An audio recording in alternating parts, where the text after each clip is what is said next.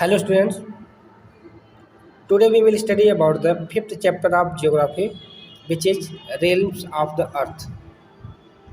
प्यारे बच्चों, आज हम लोग ज्योग्राफी के 5वें अध्याय realms of the earth के बारे में अध्ययन करेंगे। इस चैप्टर में हम लोग देखेंगे कि पृथ्वी के कितने भूभागों में या कितने क्षेत्रों में कितने राज्यों में डिवाइड किया गया है। तो चलिए देखते हैं।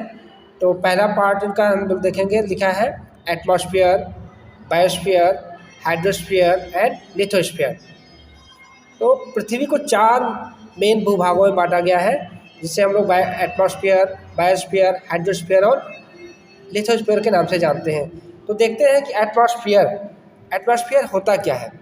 एटमॉस्फेयर, बायोस्फीयर, अन्य जो भी नाम है, ये सब किस शब्द से लिए गए, इनकी उत्पत्ति कैसे हुई है, इसके बारे में पहले जानते हैं। तो देखते हैं, ये the name of each of these spheres have been derived from Greek words. तो ये जो सभी शब्द हैं, ये ग्रीक शब्द से लिए गए हैं, जिसमें सबका अलग अलग अर्थ होता है। जो एटमॉस्फेयर शब्द की उत्पत्ति हुई है, ये ग्रीक वर्ड के एटमो शब्द से बना हुआ है। एटमो शब्द से बना हुआ है, जिसका अर्थ होता है एयर। और जो बायोस्फीयर है, बायोस्फीयर का जो उत्पत्ति हुई है वो है बायो शब्द से। बायो का मीन्स होता है लाइफ। और उसके बाद दिया है लिथोस्फीयर। लिथोस्फीयर का मतलब होता है जो रॉकी स्पेस, जो है रॉकी मतलब चट्टानी भूभाग। और उसके बाद दिया है हाइड्रोस्फीयर। हाइड्रोस्फीयर में उत्पत्ति जो हुई है हाइड्रो से हुई है। हाइड्रो का मतलब होता है वाटर। इस प्रकार हम लोग देखते हैं कि जो लिथोस्फीयर होता है, lithosphere provide the surface of the earth and the ocean floors.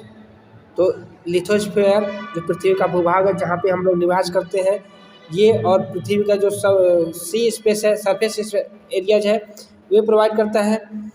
और hydrosphere provides water in all forms and the atmosphere provides air.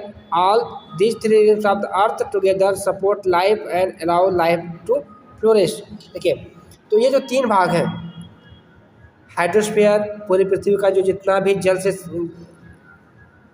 ढका हुआ भूभाग है या जितने भूभाग पर जल है ये। और एटमॉस्फेयर में क्या है कि जितने एयर स्पेस जितने भी हैं, ये सभी, ये तो 3 भाग जो है, एटमॉस्फेयर, लिथोस्फीयर, हाइड्रोस्फीयर, बायोस्फीयर, ये पूरे रिल्म्स जो है, ये पृथ्वी पर जीवन को सुचारू रूप से चालू रखने के लिए, जीवित रखने के लिए सबसे इम्पॉर्टेंट है। तो चलिए देखते हैं सबसे पहले हम लोग एटमॉस्फेयर के बारे में। Atmosphere is the blanket of gases surrounding the earth and held in place by earth's gravitational pull. देखिए, एटमॉस्फेयर है क्या? ब्लैंकेट ऑफ गैसेज, यह गैसों का एक ब्लैंकेट, कंबल जिसे बोलते हैं, एक अस्तर जिसे बोलते हैं, है जो पृथ्वी को चारों तरफ से ढके हुआ है। और किसके कारण ढका हुआ है? ग्रेविटेशनल फोर्स ऑफ अर्थ, पृथ्वी के गुरुत्वीय बल के कारण ये अंदर की तरफ खिंचा होता है। The atmosphere extends up to approximately 1600 kilometre above the surface of the earth. जो एटमॉस्फेयर है, ये पृथ्वी से लगभग, पृथ्वी के भूभाग से 16 किलोमीटर ऊपर तक फैला हुआ है। However density of the atmosphere is not uniform everywhere. देखिए, जो एटमॉस्फेयर की डेंसिटी है, घनत्वता जो है, ये हर जगह एक जैसी नहीं है। इट वेरीज विथ हाइट, जैसे जैसे ऊंचाई बढ़ती जाती है, इसकी वेरिएशन भी बढ़ती जाती है। It is very dense near the surface of the earth as most of the gases are concentrated in the lower 32 kilometre only. देखिए, पृथ्वी के करीब में जितने भी गैसेज होंगे, पृथ्वी से ऊंचाई जैसे जैसे बढ़ती जाएगी, इसकी डेंसिटी कम होती जाएगी, और जितने करीब होंगे उतनी घनत्व बढ़ती जाएगी। This atmosphere is extremely important for life to exist on the earth and protect it. तो ये एटमॉस्फेयर जो है पृथ्वी पर जीवन के लिए सबसे ज़्यादा इम्पॉर्टेंट है, जीवन को सुरक्षित रखने के लिए और जीवन को बचाने के लिए ये सबसे ज़्यादा इम्पॉर्टेंट है। देखिए, देखते हैं कि इनका कॉम्बिनेशन क्या क्या है पृथ्वी पर। The air in the atmosphere consist of nitrogen. जो एयर में नाइट्रोजन की मात्रा होती है 78.1% होती है, ऑक्सीजन की मात्रा है 20.9% है, और आर्गन की मात्रा है 0.9%। और जो अदर गैसेज है, बाकी जो परसेंटेज बचता है उसमें Several gases like carbon dioxide, carbon monoxide, nitrous oxide, hydrogen, helium, neon, ozone and methane etc. are also present in the atmospheric air. तो बाकी जो परसेंटेज बचता है उसमें ये सारी गैसें पाई जाती हैं। अब इसके बाद देखते हैं कि जो इम्पॉर्टेंस ऑफ एटमॉस्फेयर, एटमॉस्फेयर की इम्पॉर्टेंस क्यों है और कितनी है, इसके बारे में जानते हैं। तो हम लोग जानते हैं कि पृथ्वी पर जीवित रहने के लिए हम लोग सांस लेना सबसे ज़्यादा आवश्यक है, और सांस में हम लोग कौन सी गैस लेते हैं, ऑक्सीजन। और ऑक्सीजन कहाँ मिलती है, हमें एटमॉस्फेयर से ही मिलती है। तो oxygen in the atmosphere is needed by all living things for breathing, whereas carbon dioxide is needed by plants for photosynthesis. देखिए जितने भी गैसेज हैं सबकी कहीं ना कहीं आवश्यकता है, तो ऑक्सीजन की आवश्यकता है जीवित प्राणियों को है, और जो हम लोग कार्बन डाइऑक्साइड निकालते हैं बाय ब्रीथिंग, इसकी आवश्यकता किसको है, इसकी आवश्यकता पेड़ों को है। और पेड़ों के लिए आवश्यकता किस में होती है, फोटोसिंथेसिस की क्रिया, जिसमें वे अपना भोजन प्रिपेयर करते हैं। दैट देखिए सेकंड पॉइंट देखते हैं। तो the atmosphere provide insulation to the earth by absorbing the heat from the sun and keep the heat inside the atmosphere.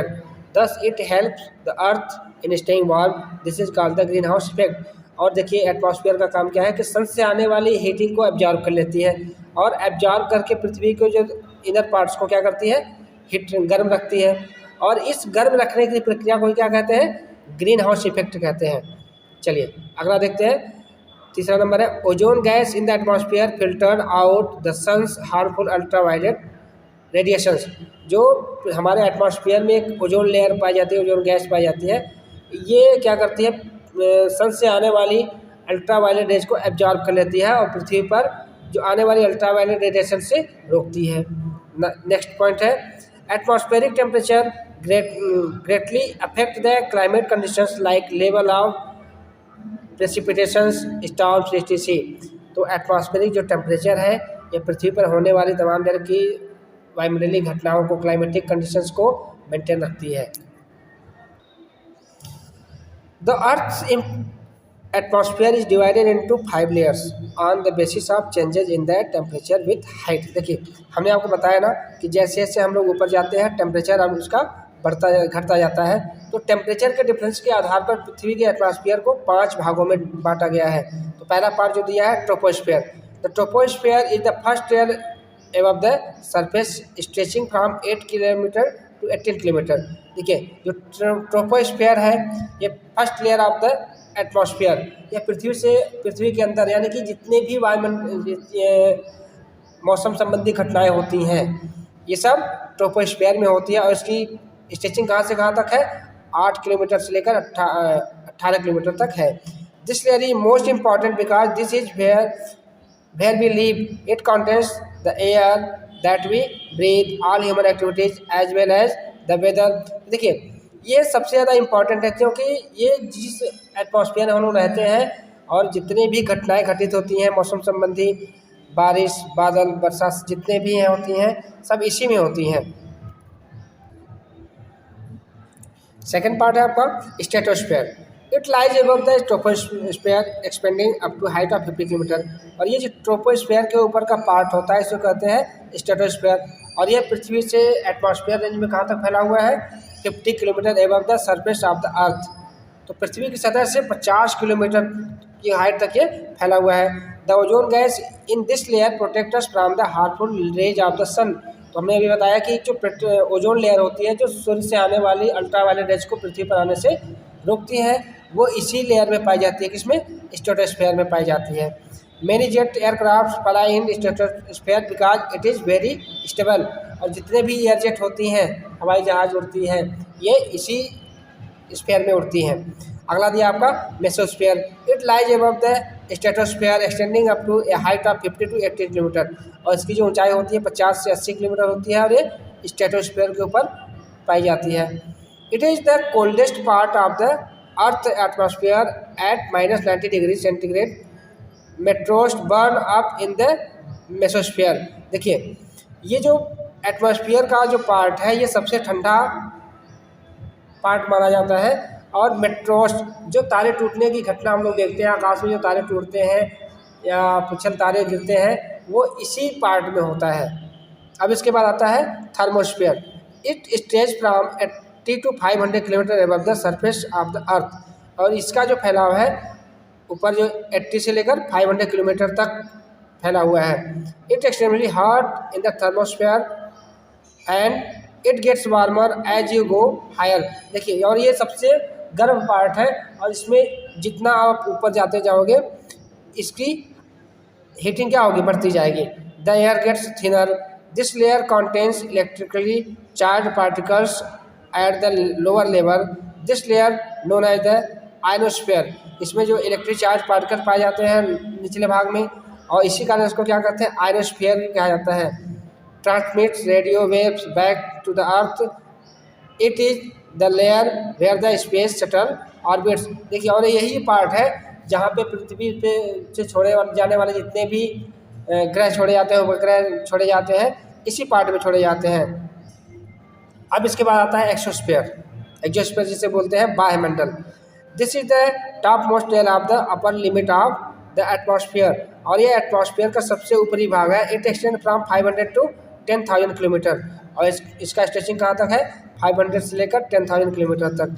The atmosphere merge into space in the extremely thin exosphere. It contains light gases like hydrogen and helium. और ये part जो होता है ऊपर आकाश में space में जाकर के मर्ज हो जाता है। वो कहाँ तक फैलता है इसकी कोई काउंटिंग नहीं है। और इस पार्ट में जो गैसेज पाई जाती हैं कौन सी है, हीलियम और hydrogen. It is extremely hot in this layer. और इस पार्ट में सबसे ज़्यादा हीटिंग होती है। अब इसके बाद नेक्स्ट पार्ट हम लोग पढ़ेंगे atmospheric pressure. Atmospheric pressure is the weight of the air over अस। तो एटमॉस्फेरिक प्रेशर क्या होता है, जिसे बोलते हैं वायुमंडलीय दाब। तो वायुमंडलीय दाब क्या होता है, जो एयर का प्रेशर हम लोगों के ऊपर पड़ता है। We may not feel it.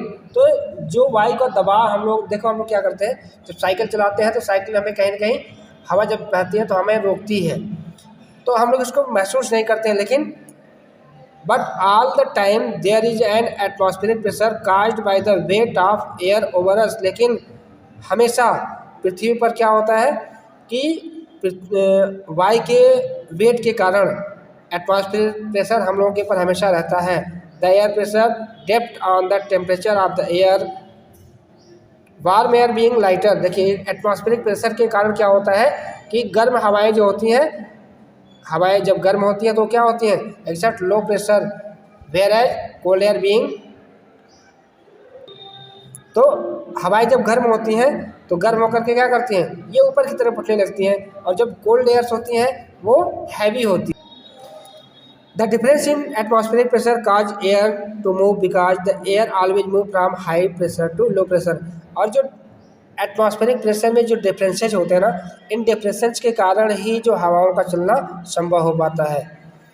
Eight the lower level air is dense, so the air pressure is high. देखिए, लोअर लेवल पे क्या होता है, एयर प्रेशर घनी होती है, एयर जो होती है डेंसली होती है, तो एयर प्रेशर नीचे हाई होता है। If we climb higher like going to the mountains, the air gets thinner and the atmosphere pressure gets considerably reduced। और जैसे जैसे हम लोग ऊंचाई पे बढ़ते जाएंगे, यानी कि जब माउंटेन पे जाएंगे तो एयर प्रेशर क्या होगा, कम होता जाएगा। तो इस तरह से ये हमारा पहला पार्ट आप लोगों का होगा ख़त्म। अब इसके बाद नेक्स्ट पार्ट देखेंगे हम लोग बायोस्फीयर। तो आप लोग इस पार्ट को अच्छी तरह देखिए, बुक को रीड करिए, अगर कुछ नहीं समझ में आता तो फिर पूछिए। Thank you.